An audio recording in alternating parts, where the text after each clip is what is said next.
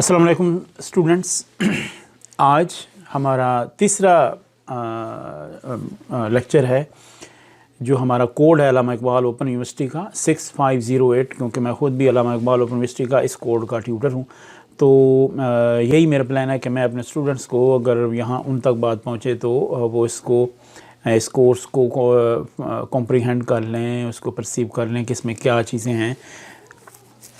मैं अपनी जो नेशनल लैंग्वेज है उसके अंदर इसको समझाने की कोशिश करता हूँ, क्योंकि जब कंसेप्ट स्टूडेंट्स को समझ आ जाता है तो फिर वो आसानी से उसको इन देयर ओन वर्ड्स उसको अपने वर्ड्स के अंदर उसको ढाल सकते हैं। तो आज हम स्टडी मटेरियल के ऊपर बात करेंगे, तो टेक्स्ट बुक के ऊपर बात होगी। तो जो ये बात होगी टेक्स्ट बुक के ऊपर, ये इसको मैं यूँ आपको बता दूँ कि जो भी कोर्स किसी भी क्लास के लिए मुख्तस कर दिया जाता है तो टीचर्स के लिए वो बुक उसको एक टेक्स्ट बुक के शेप में या एक कंटेंट की शेप में उसको दे दी जाती है कि जी आपने इसको पढ़ाना है। अच्छा, अब जो टीचर का रोल है वो यहाँ पे एक बहुत इम्पॉर्टेंट रोल इस बुक के हिसाब से जो मैं बात कर रहा हूँ वो इस बुक के हिसाब से, क्योंकि मैंने इसको पढ़ा है। तो जो कुछ इसके अंदर आ रहा होता है ना, तो मैं उसको उसकी अपनी नेशनल लैंग्वेज के अंदर मैं उसको बताने की कोशिश करता हूँ, ताकि तो अपनी तरफ से मैं बहुत कम इसके अंदर जो है ना वो बात करता हूँ, ताकि जो कंटेंट के बिल्कुल रिलेटेड चीज़ें हों वो मैं स्टूडेंट के साथ तो अगर उसके रिलेटेड चीज़ें मेरे एक्सपीरियंस में आ रही हैं तो मैं आपके साथ वो भी शेयर कर देता हूँ। तो ज़्यादातर मैं फ़ोकस करता हूँ कंटेंट के ऊपर, ताकि स्टूडेंट्स को ये पता चले कि ये जो बात हो रही है वो इसी कंटेंट के मुतल्लिक़ हो रही है। अच्छा जी, अब in Pakistan the majority of the teachers have neither the freedom nor the ability to choose their own material for language teaching. अब आपने कोई भी लैंग्वेज पढ़ानी है, सपोज़ टारगेट लैंग्वेज हमारी इंग्लिश है, तो अगर ये पढ़ानी है तो आपके लिए एक टेक्स्ट बुक या एक कोर्स आउटलाइन आपके सामने दे दी जाती है कि ये कोर्स है आपका जी और ये कंटेंट है, इसको आपने डिलीवर करना है। अब इसके मुताबिक जो यहाँ पे बात हो रही है वो है कि पाकिस्तान के अंदर ज़्यादातर टीचर्स को ये फैसिलिटी नहीं है कि वो कोर्स से बाहर आउट ऑफ द बॉक्स जाके सोचें या आउट ऑफ द बॉक्स जाके वो बात करें। तो प्राइवेट सेक्टर्स के अंदर वो कहता है कि situation is a bit better in private institutions. Each school system selects its own books and teaching material are sometimes reviewed or changed, or reading schemes are alternate, but in government institution the textbook boards are the sole authority for prescribing what material is going to be taught in the class। तो private sector के अंदर वो कह रहा है कि जी इसमें freedom है और वो आए दिन वो इसके ऊपर रिव्यू भी करते रहते हैं, उसके अंदर चेंजेस भी लाते रहते हैं। लेकिन वो कहता है कि जो हमारा जो गवर्नमेंट इंस्टीट्यूशंस हैं वहाँ पे जो टेक्स्ट बुक बोर्ड्स हैं वो ही उन्हीं की होल अथॉरिटी होती है ये, और वही उसके ऊपर वो जो ना क्लासरूम के अंदर क्या पढ़ाना है वो उसके लिए मुख्तस कंटेंट कर देते हैं और टीचर को रख देते हैं कि जी ये आपने पढ़ाना है।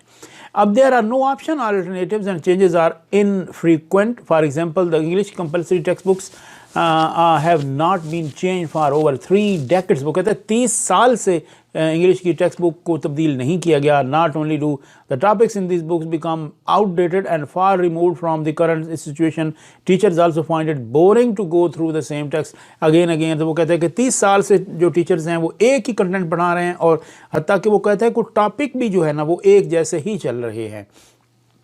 Discussing course books and language learning, it is said that course books are good servants but poor masters। अब ये एक नई चीज़ है, ये मैं आपके सामने इसको हाईलाइट कर देता हूँ कि डिस्कसिंग, ये आपके सामने आ गया जी कि discussing course books and language learning, it is said that course books are good servants. ये कोर्स बुक्स जो हैं ये अच्छी जो है ना वो सर्व तो करती हैं, लेकिन ये बट पुअर मास्टर्स हैं। अब इसके ऊपर डिस्कस हो सकती है जी कि किस तरह ये दो मुख्तलिफ चीज़ें उसने बात की है।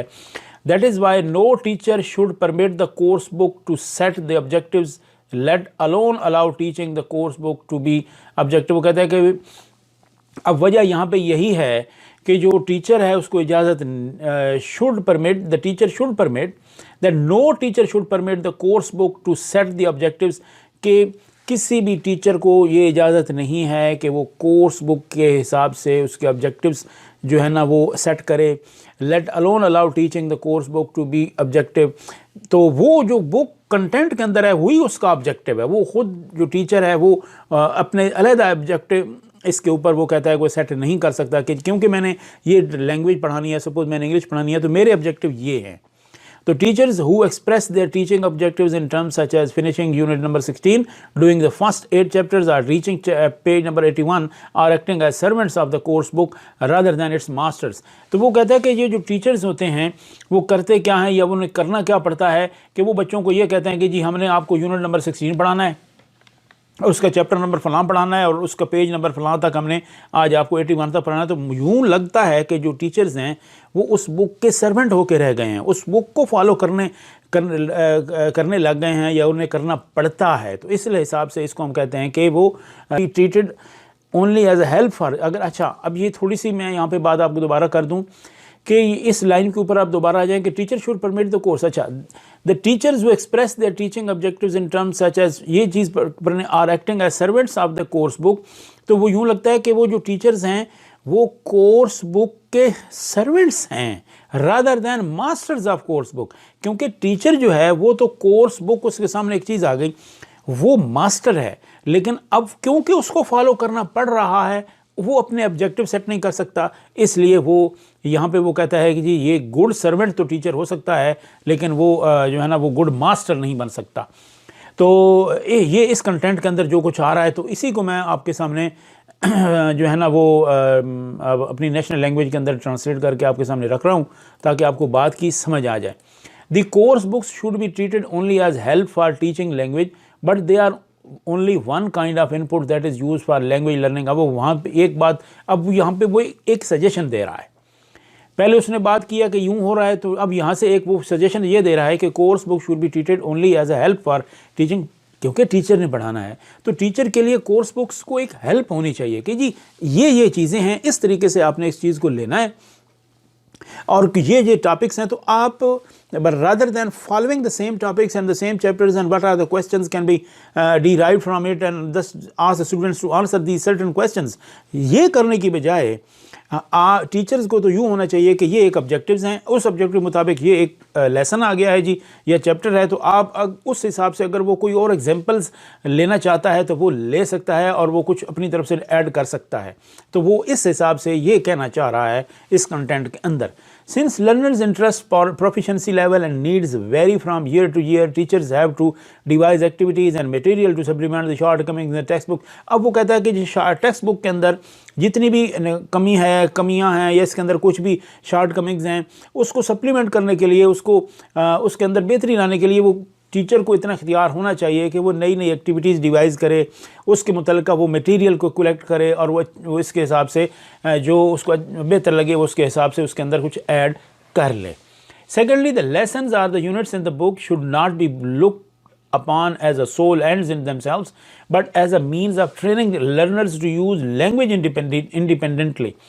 तो वो जो कहता है कि टेक्स्ट बुक के अंदर जो लेसन्स दिए गए हैं या यूनिट्स दिए गए हैं उनका मकसद तो ये होना चाहिए कि वो टीचर्स के लिए एक एग्जाम्प्लिफिकेशन का रोल प्ले करे कि ये इस तरीके से आप अपना नया कंटेंट कर सकते हैं या नई चीज़ें क्रिएट कर सकते हैं। ऑब्जेक्टिव्स आपके ये होने चाहिए, एग्जाम्पल आपको ये दे रहे हैं तो आप लेकिन यहाँ पे होता क्या है कि वो यूनिट होते हैं, उसी के यूनिट के अंदर से आखिर में क्वेश्चंस होते हैं और उन्हीं क्वेश्चंस का जो स्टूडेंट्स होते हैं उनको आंसर देना होता है और वो अपना एग्ज़ाम पास कर लेते हैं।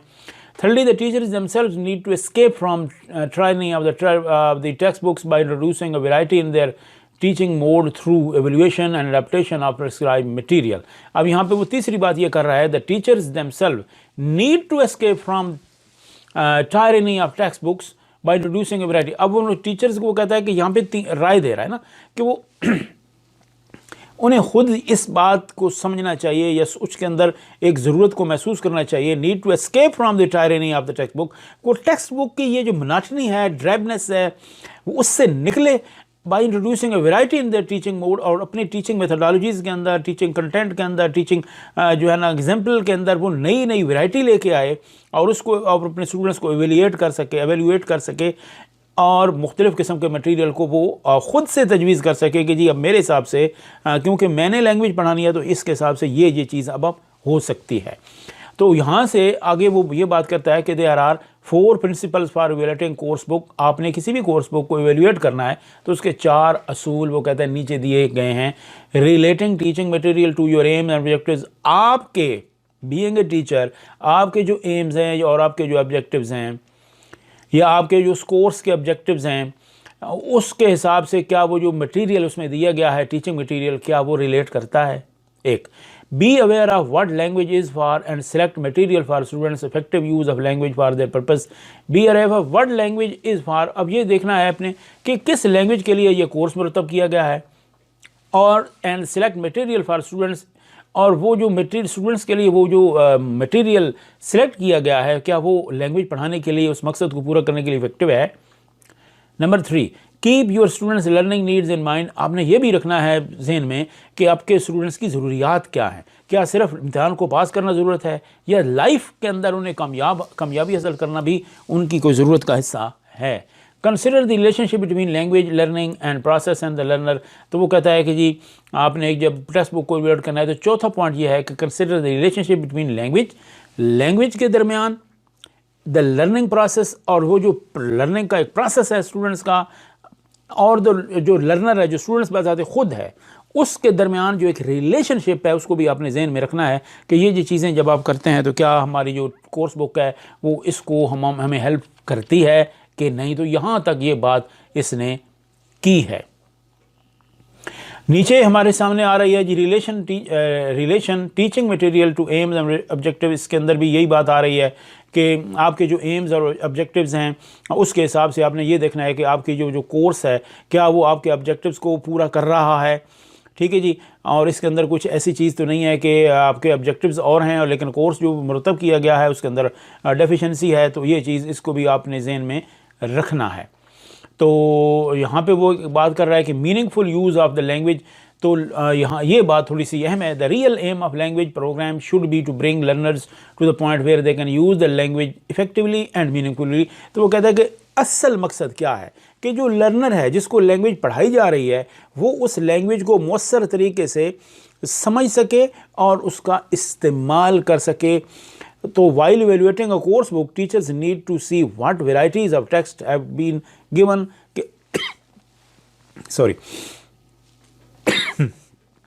टेक्स्ट के अंदर किस किस्म की वैरायटी दी गई है कंटेंट के हवाले से, and how useful these varieties are in the present context of the learner, और उस मौजूदा दौर के अंदर लर्नर्स के लिए, स्टूडेंट के लिए वो कितनी फ्रूटफुल है। Again the text types will indicate, ये मैं आपके साथ साथ चलता हूँ लेके इसको। Again the text types will indicate whether these equip the learners by familiarizing with them with the kinds of text they are likely to encounter in the real life। क्या जो है ना वो असली ज़िंदगी के अंदर भी इनके लिए फ़ायदेमंद है। इन Pakistan context of learning with its literature based courses the teacher will need to bridge the gap by supplementing these material or devising activities to unpack the text to comprehend it to suit the ability of the students। अब वो कहता है कि पाकिस्तान के अंदर context of learning with its literature based course, और context of learning यानी learning के हिसाब से जो एक उसका कंटेक्स्ट है, और फिर जो लिटरेचर बेस्ड उसका जो कोर्सेज हैं, teacher will need to bridge the gap by supplementing. अब उसके लिए सजेशन दे रहा है टीचर्स के लिए कि वो उसको क्या करना है, वो जो मटेरियल है उसके अंदर उसको गैप को फिलअप करने के लिए, वो जो तशनगी है उसको फिलअप करने के लिए उसको नई नई एक्टिविटीज़ को डिवाइस करना चाहिए, क्रिएट करना चाहिए। और ऑब्जेक्टिव वही जो मुरतब किए गए हैं, चलें ऑब्जेक्टिव वही रहने दें, लेकिन उसी ऑब्जेक्टिव को मीट करने के लिए, मज़ीद ऐड करने के लिए उसको जो नई नई एक्टिविटीज़ डिवाइस करनी चाहिए other than the activities prescribed in the text book.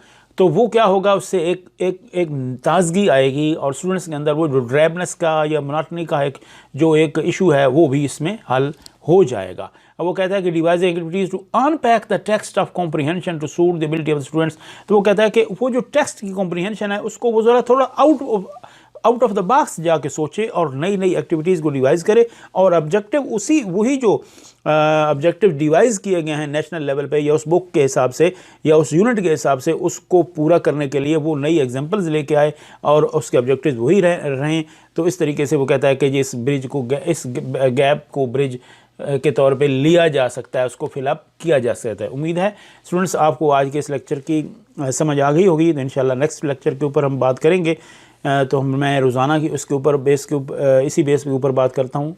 अगर आपको वीडियो अच्छी लगे तो शेयर कीजिए, लाइक कीजिए और चैनल को बस सब्सक्राइब कीजिए ताकि हर आने वाली वीडियो आप तक पहुँचे और आपके लिए भी फ्रूटफुल हो और जो